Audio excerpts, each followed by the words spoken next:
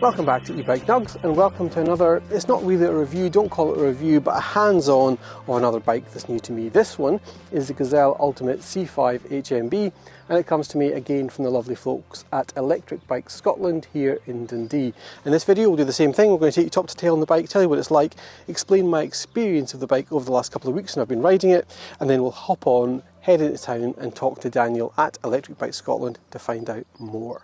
Before I go on, one thing I must mention, this beautiful blue colour you can't buy. This is only available in the test bikes that they give to dealers for people to have a go on. So you can't actually buy the bike in this colour, which is a shame because it is gorgeous. It's available in these colours, and as you can see on this page, it is not a cheap bike. Again, it's about £3,700 by default, but that's okay. That's the nature of e-bikes, is that they are chunky, expensive things. Let's start at the front. And actually the first thing I want to talk about, I mean, nice big chunky wheels. First thing I really want to talk about is the headlight. And you should never obviously make a purchase decision for a bike based on the headlight, but I will say the bike light on this is gorgeous. It's very, very bright, a big widespread beam, and you can see in this footage here of me cycling home the other night that it really illuminates the path in front of you. This path is lit, so it doesn't need me to be lighting it with the bike, but you can see even with a lit path you're still getting a good amount of additional illumination, and that really gives me some confidence when I'm riding. Actually, it's paired on the back with a nice big wide bright red LED as well that inspires confidence. I should mention the mud guards, which are wide and they go down a nice long way, same on the back, to stop mud or wetness being kicked up onto your back. And actually you'll notice as well in the middle here, the belt drive has got a cover on it as well, so that's really good for keeping your clothes clean when you're cycling. So if you're using this bike to commute, for example, you don't have to be putting on protective clothing to protect your workwear. You can just cycle into town in a suit or dress, arrive there in good condition. I hadn't noticed there is, I think, a suspension post hidden inside this little compressible part here. It's not very significant. I think I've ridden bikes with suspension that take more of the bumps out of your riding, but this one's got enough to give you a little bit of smoothness and softness as you're going over some slightly rougher terrain. Like, this is not an off-road bike, but it is enough that when you're cycling on some slightly rougher unpaved roads, or you're transitioning between roads that take you over some loose surfaces or some bumpy surfaces, there's enough there just to take some of the harshness out of that. There is no suspension on the seat post, but you can always add that aftermarket if you particularly want to. One of the things I do want to talk to Daniel about though is, I know that bikes come in different frame sizes so that you can, depending on your build and your height, you can adjust for that. You'll see that on this one, the seat is basically at its lowest position for me, and I'm 5'9" or 175 centimetres. And this is, it feels okay for me, but I suspect that if you're a smaller framed person, this bike will start to feel a little bit chunky and unwieldy. So perhaps there's another frame size, I don't know. Let's talk to Daniel about that. Talking of such things, I will note this bike is extremely heavy. I really, you don't notice the weight of an e-bike when you're cycling it. You can just go and the weight completely vanishes, it melts away, it disappears. But when you're manoeuvring the bike when you're standing, it can be quite significant. And actually it's also quite a large bike in total. My wife rode this in to her work recently, and she had to take it down into the bike storage in her work, and she found it a little bit tricky to fit it into the lift to get it down into the bike storage. It does require a little bit of management to move it around, so it's something to consider certainly if you don't have an awful lot of upper body strength or mobility. Something like this might be a little bit more challenging to move around. Up on the handlebars, the grips themselves are gorgeous, big, chunky, slightly squishy, big, I think probably faux leather, but if not then leather grips, and they have got a nice stickiness to them that makes your grip on them feel nice and positive. We've got the standard Bosch controller here, which shows you battery capacity and what level of power assist you're on. I'm on auto here, which is why we're seeing this lilac colour, more on auto in a sec. But you can control the amount of power you're giving the bike here and cycle through the menu system on this little kiosk display up here. It's small, but it's bright, it's clear, it gives you the key information like speed, amount of power you're getting, range. When you power the bike off, it will give you some stats about the ride you've just done, duration, calories, power, average speed, that sort of stuff. You can, I think, replace this with a bigger, richer display. You could also, I think, opt to use your phone instead, and certainly you can pair your phone with this bike, and I presume, I haven't tried it, but I presume that would do things like automatically tracking your rides in Apple Health or equivalent, and there is certainly tons of information showing up on this little display here. Nice loud bell, and there is also a twist grip here for your gears. Daniel mentioned this 5-gear system when he handed me the bike. I don't know much about it, we'll talk to him about it. One thing I will say is that it feels a little odd to me. The direction that the gears go feels like the wrong way to me. Now obviously that's like me seeing people on the continent drive on the wrong side of the road. There is no right or wrong, it's just what you're used to. However, this one you push it forward to go up the gear and back to go down the gear, which kind of makes intuitive sense as I say it, but every bike I've ever used in the past is the opposite. I'll pull it back like I'm revving a motorbike to switch to a higher gear for as I'm building speed. But it's certainly easy to use. I tend to find that I find myself cruising at about gear 4 out of 5. I find myself starting in gear 2, so between 2 and 4 tends to be where my comfort zone is here. I will say that I had a pal try this bike a couple of days ago as well, and he observed the same thing I do, which is that in 5th gear, if you're trying to like push the bike above the level of speed that you'd get from the motor, so that's 25 kilometers an hour, which is about 16, 17 miles an hour, it does feel like you're fighting. It feels like it doesn't really want to go much faster than that. You can obviously make it go as fast as you like, as fast as you can pedal, that's fine. But certainly the weight of the bike feels a little bit heavier as you get to those higher speeds in 5th gear. The battery pack is here. This big black thing here, it is removable, it's locked in place with a little lock on the back here. The fact that it's removable is good, right? It's good because not everyone has the ability to charge up an e-bike like this when the e-bike is a bike. You don't have like a hallway or a garage or something with power so you can charge it up. So with this you can just take the battery off, take it into your work or take it into your home, charge it up. So from a convenience perspective that's a win. But actually much more importantly, it's a very bad idea to try to charge lithium ion batteries in below freezing temperatures. That significantly reduces the lifespan of the battery.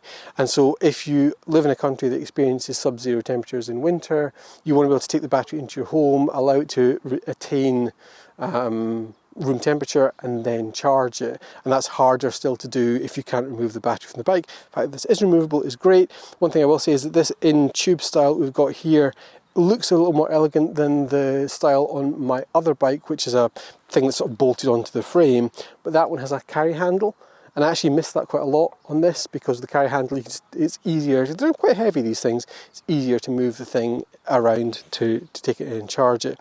One thing I will say though is that I really like and respect the fact that Bosch batteries have got capacity gauges on the battery themselves, so you can see the capacity charge as it charges.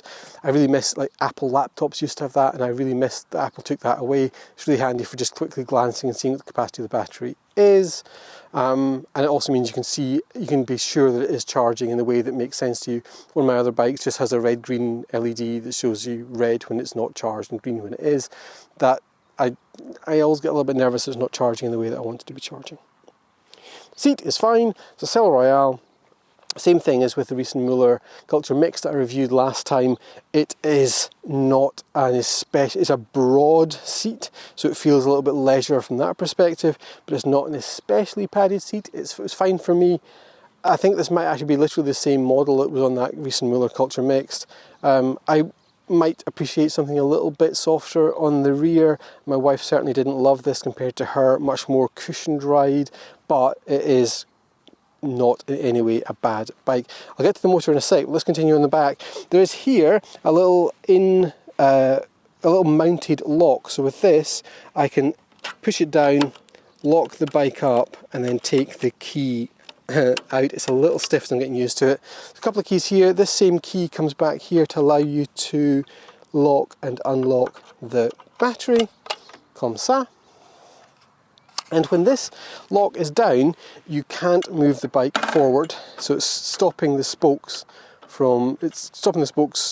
to allow the wheel to move round.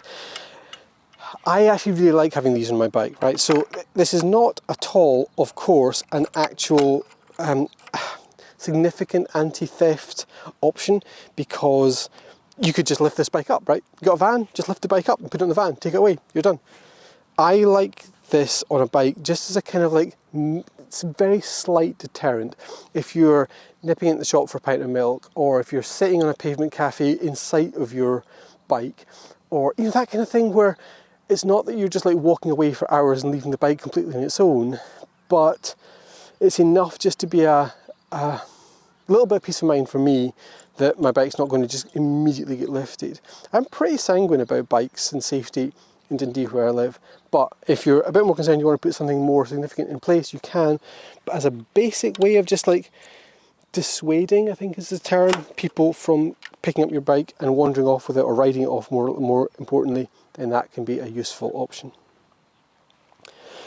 Big, chunky, hello dog, been joined by a dog. Hiya. Go on, I'm making a video, dog. Sorry. That's alright. So there's a nice big chunky pannier rack here at the back, which will obviously take a bike seat as well for a kid if you want. It feels very, very sturdy, very thick. Actually, the bars on it are so thick that my pannier bags, they don't struggle to fit to it, but it's like, oh, that's a bit different.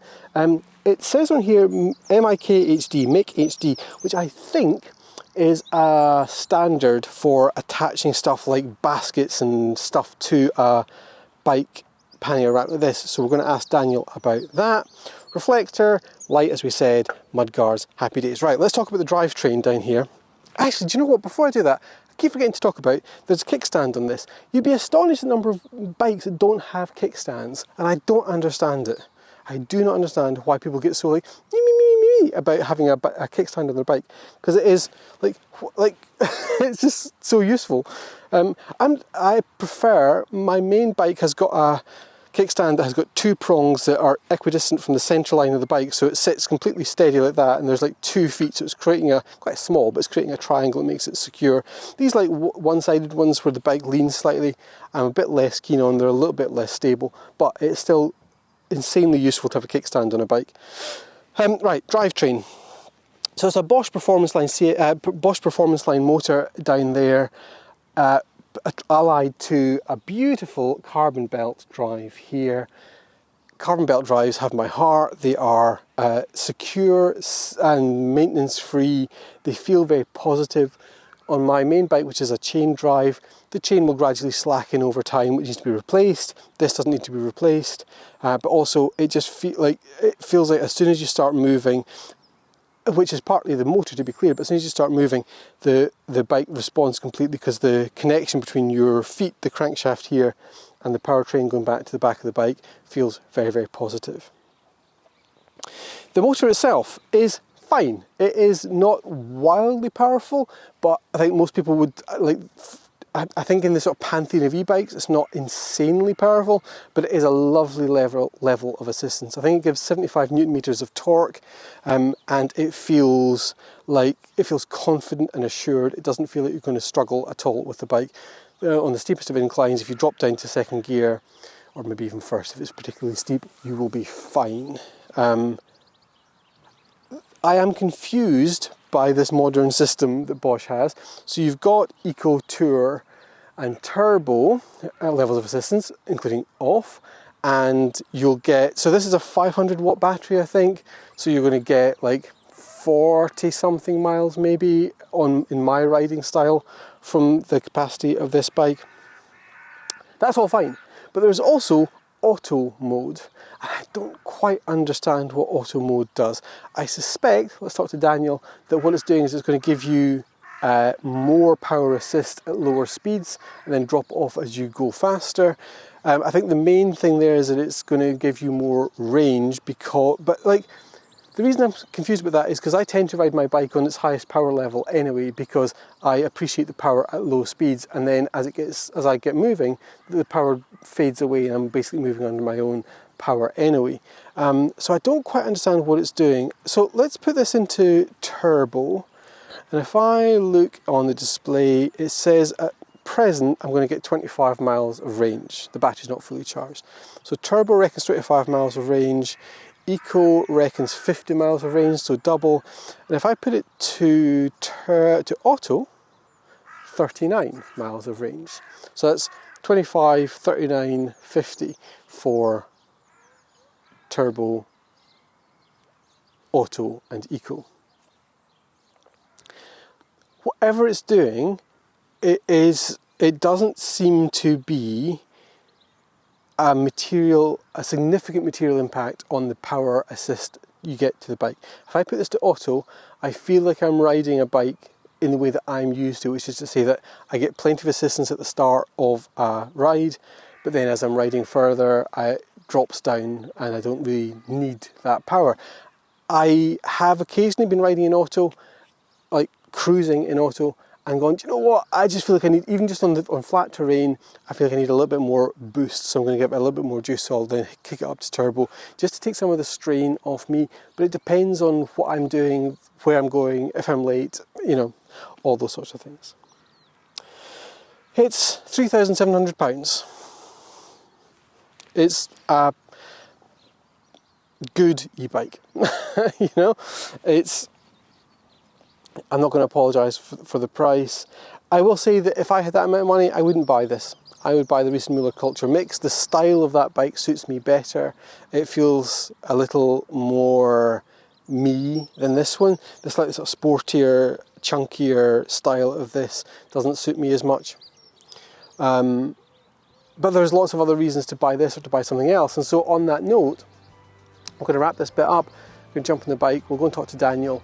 And from him, we're going to get his top 3 reasons to buy this bike and top 3 reasons to choose something else. If you've got questions, drop them in the comments. Let's see what Daniel says. Okay, off into Dundee and more fakery from me. I could probably just about convince you from the weather that this was the same day, but the shirt gives it away. Actually, I've got a further confession to make. I'm not actually riding the Gazelle at this point. I'm back on my regular Orbea, but I've positioned the camera such that you can't tell that unless I tell you. And this is part of National Cycle Route 1 that stretches the length of the UK. It is an enormous privilege that this beautiful piece of infrastructure is my regular route into the city centre of where I live. It takes me right along the River Tay. It is a joy to cycle on. And it's actually directly on National Cycle Route 1 that we find Electric Bike Scotland, who loaned me this bike. And as I pull up, I thought, you know what, rather than filming inside today, let's set the camera up outside at the back of the shop overlooking the harbour at City Quays in Dundee. That will be fine. I can't imagine for a moment that large water park made up of inflatable devices that probably need generators running to inflate them in the morning when I'm recording, that won't be a problem at all, will it? Alright, so as you saw in the setup, we're right next to adventure area, Wild Shore. Wild Shore here in Dundee in the harbour. So it's a wee bit noisy as they're filling up the inflatables here, but we'll give it a go. Let's see how we do. It'll be good. Yeah. Hi Daniel. Hi Chris, how you doing? And hello again to the Gazelle C5 HMB, the Ultimate, which is a beautiful bike. It's lovely, isn't it? It's gorgeous. So nice. It's a really nice bike. I didn't like it as much as the Riesenmüller though, and that's partly just aesthetics and style and like my personal taste. That's, as you said before, that's a good thing of coming in. You can come in and see us, and this might not be the bike for you, but it could have been the bike for you. Exactly. Without trying it, you never know. Absolutely. I think the first thing we should start with is Gazelle itself as a manufacturer. Now, this is a absolutely rock solid heritage Dutch brand. Oh, right? yeah. They've been making bikes for a long, long time. If I remember correctly, 1892 they started making bikes, so what, coming up for 130 odd years sort of thing. Fantastic. They're an institution in Gazelle, and they own, well, not own, but have about a third of the market just to themselves, if I get the figures right. But I could be wrong, but yeah, they are fantastic. So they know what they're doing. They know what they're doing. And actually, their first bike they ever bought was a rally from the UK and brought it, and that's why Gazelle brakes are the way they are and not the European style way, where they're the opposite way around. Oh, so left and right. Yeah. Got you. So the way, so that's why they've continued that design or that thing through all the way out. And they made the transition to e-bikes reasonably early, didn't they? Yeah, I can't remember the exact date, but they were quite early on in getting an e-bike into the market, and then they've just kind of continued on from there and grown, and their designs have always been really nice. Yeah. Really nice coming through, and the design team's fantastic. So, there are a bunch of stuff in that first part of the video that I talked about that I wanted to talk to you about. The first thing was about frame sizes, which is not a thing I'm familiar with, or at least, like, I know that there are different sizes of frames for bikes. Yeah. But I don't really think about it all that much. No. But you do, presumably. Yeah, so when you come in, I'll try and gauge you of what you could be. I've sometimes got it wrong, I sometimes get it bang on, but it's, normally I would see you and be like, okay, you're about a 49, 51, and we can range from there, whatever suits you when you're coming in. And what tends to be the ranges we see? So, like, how many frame sizes do you typically see? 2, 3? Oh, yeah, so for us, we will say our lowest is about a 46, 42 centimetre. And what's that number referring to? So it's from here to here. Got you. So, like, from the centre of the crankshaft to the top of the tube here. Yeah, and what ideally it's maybe is when you're cycling, you've got meant to have a full leg extension. With e-bikes, you can kind of get away with not having it and having like a slight kink. But obviously, proper road racing, mountain biking, we would want to see that full extension coming through. So, am I right in thinking that in terms of, like, if I'm trying to sit on this bike properly, grab that for me, yeah, no bother. That I want to, this is about right for me, I think, because I want to be able to be just on tiptoes. Yeah, balls of your feet, About that. tiptoes. Yeah. That's ideally where you want to be on the bike. And that's kind of how you figure out your height. Yeah, roughly. Yeah. Some differ from others. So with Gazelle, quite nicely, they've got a lot more frame sizes, maybe compared to Reese and Muller.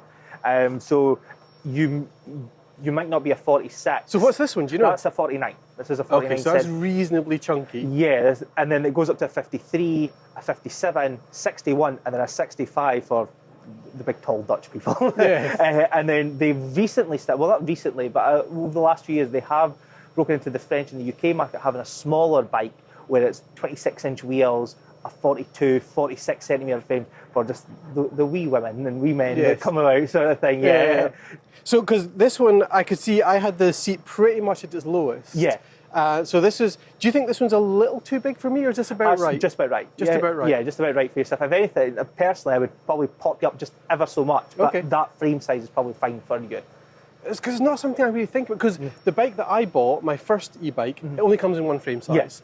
And it's, I'm assuming, bang average for most people. Yeah. I have no idea what the number is. But it's something you should think about. Yeah. Just to get you the comfort as well, and that's a big thing about Gazelle, is the comfort element of the bike, is just making sure you're sitting into the bike, you're not on it, you're not awkward, it's just, it feels right for you. Absolutely. I totally noticed that if I adjust the height of one of the seats on one of my bikes to give it to a friend to borrow or to try or whatever, when I get it back and I reset it, if I don't reset it exactly how it was, also, I hadn't realised until pretty recently that you can adjust the rake. Yeah, that way. So you can do it this way and that way, but also the tilt of the angle. The tilt as well. Yeah. So, and all bikes have this. Yeah. There is a curved sort of parabola, and you can adjust this seat front and back, feels more as well as the racks the seat sits on, as you say, front and back. Yeah. And how much do you like futz with that stuff? Is a little bit. You know, we'll say to a customer, let's move it back, let's move it forward with it. We tend to try and keep the seats level, but I know when you're doing like proper road racing, and there's a whole science and things to do it. The bike fitting, you can really get it on point for when you're cycling and get big long tours and journeys and get it done. Because I noticed again, that was what reminded me of it when I had to take the seat off one of my bikes to fit my little AirTag mount for it underneath it. And then because that like took everything out of True, I had to like put it back in. And trying to remember how I had it was nightmare. Sharpies and little things just to make that the angle adjustments are perfect for that sort of getting around. But no, we'll tend to almost 9 times out of 10 for us, the seat will almost be level, and we'll just have to move it backwards a little bit, or depending on leg length, where you want to sit, the comfortability of the bike. Yes, because like on this one, I think I'm right in saying the handlebars aren't quite as swept back as on the Reese Muller, so this is a little bit more of an active ride. It's not quite that Dutch style. Active, Yeah. No, definitely. All right, Ace, let's talk about weight next. This is a heavy bike, isn't it? It's heavy compared to the Reese Muller you tried beforehand. Especially compared to that. But even like, so the 10 ways bike that I've got is very, very, very light. My own little Orbea is a little bit chunkier. But this one is a big bike and it's heavy. As I said in the video, you don't notice it if you're riding, once you're riding. But like just manoeuvring it about, you do. Yeah. unfortunately, it is something with Gazelles, and maybe some of the bigger recent wheels like the Chargers, the Nevos, and that, they are heavy. And I borrowed the multi-charger from you. The video is here. Yeah. And it was, again, super, and very, very long, obviously. But I guess what you're trading off there is sturdiness and reliability, yeah, right? you get the sturdiness. If I remember correctly, with this bike, they try and make it from just, they go into it and just go for it, and you can see the nice like welds around here, and really polish it off, and they really try and make it worth their while to make the Ultimate bike something that you're like, this I'm proud of. And so where does the Ultimate sit in their range? At the top of the tier. It's their I mean, that's... Yeah. Lose the name, right? The top of the tier for them. So it goes Paris, Orange, Grenoble, Avignon, and then the Ultimate is there. And talk to me then, because this is the C5 HMB. Yeah. What are the other variants in that line? They do a C8, which has got the 8-gear in-hub gearing system, as we mentioned before. The T10, which has a derailleur gearing system, 10 gears. The C5, and then the C380, which is the Enviolo, which was on the multi-charger that you... So the Enviolo gearing you're talking about there, it's weird as all hell, right? I know. So it's a... You can have a go at attempting to explain the science to me, but I don't get it. So as you're turning the gear, you don't click up and down through gears. It's a continuous gear, and you get this little representation on the screen of a little hill that gets sharper and flatter. It's lovely. Oh, yeah. But it's weird. Yeah. I don't understand it. The best way I can put it is it's like a cone and ball system, and it tightens and loosens depending on what you're needing. I believe tractors use something similar. It's kind of in the same ballpark as a clutch. Is that reasonable? Yeah. It tightens and loosens what you're needing at that exact moment, and you can make those micro adjustments as you've seen, where it's third gear's maybe not enough, fourth gear's too much, and you want to find that sweet spot in the middle. The Enviolo allows that. A lot of standard stepped gears don't. Yes. So let's talk about the gearing then. Sorry, before we go on, HMB, does that mean anything? It's just a hybrid motor Bosch. Got you. Because we've got an HMS as well. What's the S? The Shimano? Shimano, yeah. Got you. Cool. We'll talk about that another time. Let's talk about the gearing in this one. So when you passed me this bike, you were like, this has got the new 5-gear system. Yeah. What is it? Why is that important? They really condensed the gears. What they found through just market research is not everyone was using the full range of gears. Yeah. They were noticing that they were maybe leaving out the bottom set of gears, your 1s and 2s, and just continuing the 8s, 7s and that. So what they done was let's scrap the 8. We'll continue with it, but for some bikes, let's put in a 5, and almost make it like a car. In a way. So you've got gear 1s for taking off, and then you just work up the gears, almost aligning the bike to an automotive car type. That mindset. Yeah. Makes it easier. You don't. A lot of people get confused with gears. That's another thing I've noticed as well. Just what gear should I be on? Do I need to be in this gear? Where you treat it like a car. You kind of understand that a bit more, especially if you're coming from being a driver. Yeah. So that's where the 5-speed came from and originated from, working from. I noticed that certainly on my Orbea. I don't go below 5th gear on that bike. I start in 5th and I go up to 8th. To the extent you'll remember that at one point it would refuse to go below 5th. Like there must be something just a wear or something in the gearing. It wouldn't go below 5th gear just because I never went below 5th gear. So that makes sense. On this one, as I said in the video before, I tend to be between 2 and 4. That's a comfortable spot for me. So even within their 5-gear system, I'm still not using the outriders. But that is partly to do with my riding style, right? So I'm reasonably able-bodied, so I don't need the very, very lowest gear to get started. But similarly, I'm not a particularly sporty rider, so I'm not going to whack it into top and really pump it. No. And it's like, well, you're driving, obviously this is meant to be a city, urban-style bike. Yep. You know yourself, if you're driving your car, you are always in between 2nd gear to 4th gear and fluctuating in between all those. In a city, yep. And that works perfectly for that. It's a good analogy. Talk to me about the pannier rack, because I mentioned that in the video as well. This is really, really chunky. Am I right in saying that Mick is some kind of mounting system? Yes, it is. So you can put bags, boxes, they've got a plethora of... And this isn't Gazelle's system? No, this is as an industry standard. Yeah, so you would have seen it on the recent Mula, they've got it, Kalkoff have got it on some of theirs, other brands like Cube and that, they'll use similar similar things. Where and I love finding that things like that exist, because I don't think about it, and then when you find out that there's a standard like this, suddenly you're opened up to. It's a bit like on the recent Muller Culture Mixed, there was the SP Connect mount on the handlebars. Now I know about that one, so I know that I can find any case for a phone that will use SP Connect, and I can put it on there. Yeah.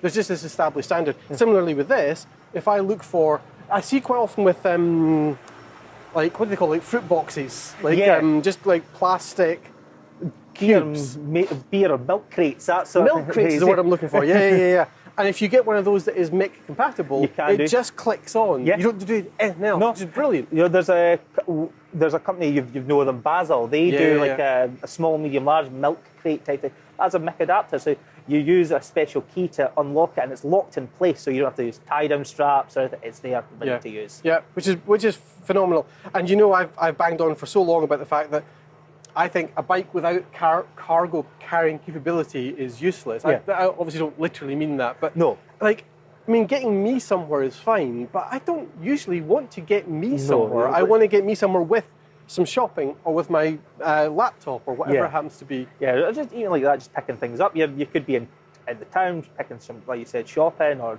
I've seen this, and in the bag it goes, and you're not having to carry it so awkwardly.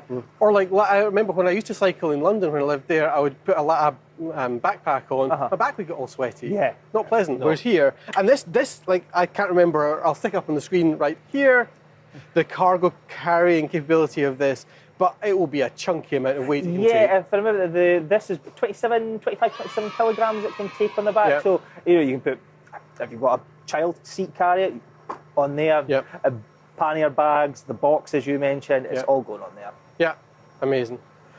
So the last thing then on my list was the auto setting on the power.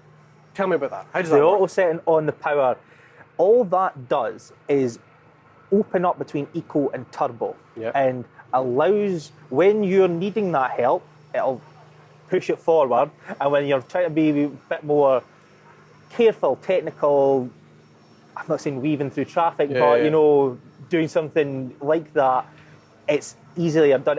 It'll step back on the power, so it just not fluctuates, but just allows to. And what does it base that on? Is that on like the torque sensor? Yes, or is it based on? Because I kind of wondered if it was based on speed. So at lower speeds it would be more generous with power, and at higher speeds lower. No, not so much. It is more that torque. So when you're why do you need auto in that case? Because if I just put this on turbo, I will get exactly that. So if I'm like pushing hard, the sensor in the crank or in the motor will detect that I'm pushing hard and will step up the power. And then if I'm just rolling and I'm just sort of like, legs are spinning, it will step it back because it won't be giving us much power. So why is that different to auto? So with auto, maybe if you've been at a set of traffic lights, or you're a took and cross in, and you're away to go, and you've maybe just tapped the pedal and you're in turbo, it'll just give you turbo. If you just do a slight tap, it might go, was that, I'll give you eco, you know, and a bit more control in that sense. It'll allow you to work through there.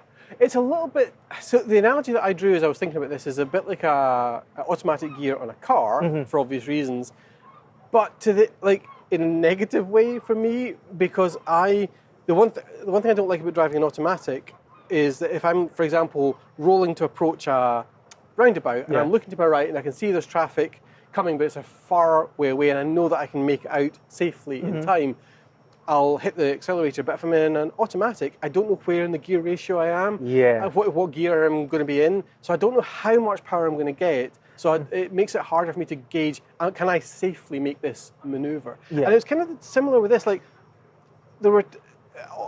I think a lot of e-bikes have got like a phantom power thing where you'll be getting a bit more than you expect sometimes, and sometimes you're a little bit less than you want.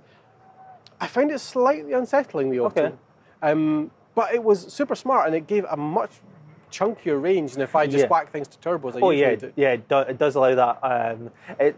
It, like you said, it also allows the range to open up, and it allows that to work out there. I have it on my bike, but the beauty of this is we can change it, and if you don't like it, we can always say, away you go. That was the thing. So I think that if I had a bike with the option of auto, I would probably use auto most of the time, and I'd probably get used to it, and it would, like, my muscle memory would start to kick in. But the nice thing was, as I said in the first part of this video, as I'm cycling in auto, there's been a few times I've been like, I just want a bit more turbo. You press one button. Yeah, and that's it. You're in that red zone. You're done. Away you go. Yeah, no, totally. It's, like I said, it is nice, but I mean, me personally, I'm a Tour Plus rider. I know you're a turbo rider, but it's just what you prefer at the end of the day. And the halfway point of that is maybe auto, where you can use a bit of everything. You know, that's a good thing. Absolutely. All right, great. So, as usual in this format, Daniel, I'm going to ask you for your 3 reasons to buy this bike and 3 reasons to buy a different bike. And some of those reasons against buying a bike like this, we'll talk about your reasons as well. But there are some bigger picture things here as well. Things like, if you require extra stability, you should be considering a trike. Yeah. If you require more cargo carrying capability, a cargo bike. Yeah. This is it's Gazelle. It's one of the most classic formats for a bike possible. So that's fine. But there are especially now, huge range, plethora of options in e-bikes. Oh yeah, definitely. So you could do tons of stuff. Oh yeah, you can. It's not I'm gonna say mix and match, but it's almost a mix. You can take a bit of this, bit of that, and find yourself something that will suit your needs to the best of the ability. I would definitely love to be that sort of person. It might happen, over the course of 20 years, it might happen that I become the sort of person that's got a garage of e-bikes, a bit like people have garages of cars. I'll take the Grand Tourer out today, or let's take the Rolls out, that equivalent. Because it'll depend on what you want to do that day and what kind of mood you're in. Yeah. What kind of adventures you want to go on, definitely. Absolutely. All right, give me your 3 reasons to buy this bike then. 3 reasons to buy this bike. I actually like the gearing system. Yep. I think it keeps it nice, it keeps it simple. It is simple, definitely, absolutely. I like the frame design. I do like Gazelle's frame design. I think they're nice, I think they're classy, I think they've just got a nice something to them overall. And know what, as boring as it may sound, the brand Gazelle, the comfort that you get out of the whole thing is just... And it's built on such a heritage of excellence. Yeah. And you know that if you're buying it's a bit like when I was a boy, if you were buying a bike, you bought a rally. Yeah. Unless you couldn't afford it. No. But if you could afford it, you bought a rally because it was the heritage of British cycling. Same with Gazelle, and you know that every component on here will have been stress tested, or they'll be making choices. Yeah. At a bike that's £3,700, you're not going to be making shitty choices about components. No, you're not. You're seeing that and you're thinking, I'm making a quality decision here. Not 1,000%. Yeah. My 3 reasons against that, as I'm going to say about the comfort, I don't like these handlebars, and I think that's just, like you said before, the active riding position. But with Gazelle, it's more comfort you want, and I just don't think it does this. So would you like them to be a bit more swept? Just a wee bit more swept in. Yeah, not crazy, but just... So grab that for me again. No, so to make clear what we're talking about here, because it might not be obvious, when you're sitting on the bike like this, the handlebars are on a mostly straight line. Not entirely, there's a little bit of a curve to bring them back, which makes you adopt a slightly more active stance. If you look at really, really classic Dutch-style bikes, the handlebars will be very swept back. And I don't think you're suggesting you want quite that much, but you're almost like this. Yeah. It's almost like wheelbarrow style. Yeah. And you're sitting very upright on the bike like that, which kind of puts you in the mindset of being a little bit more we're not in a hurry, we're not going anywhere fast, we're just trying to get where we want to go. Yeah. And here, you're right, it's a slight hybrid decision they've made here, but perhaps not the best one. Yeah. But the one thing I do like is the sort of stickiness of this presumably fake leather on here. Even when it's a little bit damp, you still feel like you've got a really positive grip. I also like just to go on, but about that, the chunkiness of it. I'm not one for thin handlebars, but the chunkiness to this is fantastic. It's really nice. Again, talking about the sort of modularity, with the mix system, modularity of bikes, I tend to think of bikes as complete things. Yeah. But of course that's not true. No. And I could swap the seat out tomorrow if I wanted a different seat. And actually, I'm considering on my 10 ways they are quite thin handlebars. I've been looking at really nice cork sculpted grips to put on instead. Yeah. The only thing I haven't worked out yet is I've got to think about diameters of the tubes and stuff. And can I just swap them on? And is that a standard? I don't really know. I'll figure it out. But you can customize your bike to the way what you want. Oh, definitely. Other things. Now, I know I said I liked it, but I also think it's a bit of a limiting factor. Is the gears? Yeah. It's a bit of a love-hate relationship. I think it's fantastic. It does keep it simple, but at the same time, as you mentioned, it doesn't maybe give you the range. If you want to go a little bit further and you want to just top out at a better gear, you can't quite do that. You are stuck. So it is a for and against. It is a love-hate relationship sort of thing, but it's there. My final thing with the bike, I would say overall, and it's probably just a small thing, since it being an urban style bike and a city style, I would go for better front forks. I would go for front forks. It's quite a subtle suspension, isn't it? Yeah. I didn't notice it to begin with. I mean, it's quite cute that it's integrated like this, so you don't really see it. So more traditionally, you see it as big tubes on either side here. But you're right, it's not super soft. No, and it's maybe over in the Netherlands and where the roads are fantastic, but here the roads are a bit bumpy, and we could just do with something that's softening that up just a little bit, just to make it a more comfortable ride as they are. Absolutely. And so, like, the one thing I mentioned here is you could stick oh, it's Allen keys, never mind, sorry. Yeah, you could put like a thud buster on here. You probably have to be a little bit careful about maybe choosing a slightly smaller bike, smaller frame, to give you space to put that suspension post in there. That thud buster does have a good couple of centimetres of height added to it, so as you said, maybe the frame below might be just where you're looking at for that. Absolutely, but you have got that option. And actually, that's the thing that, so my wife, who quite often tries the bikes that I'm testing out, she cycles in this route to work most days. She always comments on the fact that the bikes that I've got, the seats aren't very comfortable. Now, the bike that she's got, it's a Kalkoff that we got from you, it does have quite a padded seat, but actually I think the thing that she's experiencing is the fact that it's on a suspension post. And I think that even if you're on this is quite a broad seat here, I think the actual saddle is probably playing less of a part in her experience of comfort as it is the suspension seat. So you could do that. Yeah, and doubling them. I know a lot of people go on this because they want the most comfortable thing. They want to be sitting on a sofa almost on their bike. Yeah. You could have a suspension seat post and then a wide, comfortable saddle. We've seen them where they've got the suspension here and then they've got springs at the back, and it's almost like they're just sitting on a cloud almost for themselves. It's great. It's fantastic. Gorgeous. And those are the things that'll keep people cycling, because we've all done it. We've all been out for a big long cycle thinking, I can do that. Come back, you've got a sore bum and you're like, oh, what have I done? You're like, I'm never going back out on this thing again. You know? You're making it comfortable, making it fun. Just everyone wants to be out on one. Absolutely. All right, Daniel, amazing. Thank you so much for the opportunity. Thank you, Chris. It's been a really fun bike to try, and I haven't actually ridden a Gazelle before, so it was really good to experience that. Absolutely, like, pinnacle of classic Dutch excellence, which is great. Well, lovely bike. No, perfect.